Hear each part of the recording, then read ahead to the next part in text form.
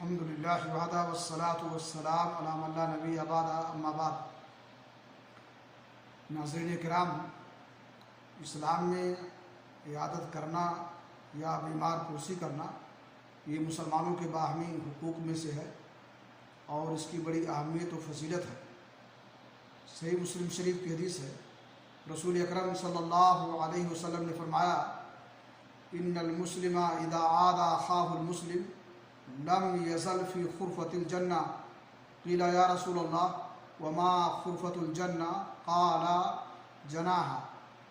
کہ ایک مسلمان جب دوسرے مسلمان کی عیادت کرتا ہے اور اس کی بیمار پرسی کرتا ہے تو واپس آنے تک وہ جنت کے پھلوں کو توڑنے میں مصروف رہتا ہے۔ اس لیے اس کی اہمیت کو سمجھتے ہوئے اور باہم ایک دوسرے کے حق کو ادا کرتے ہوئے ہمیں تیمارداری کرنا چاہیے اور عیادت کرنی چاہیے۔ اللہ ہمیں اس کی توفیق دے۔ وآخر دعوانا الحمد للہ رب العالمین۔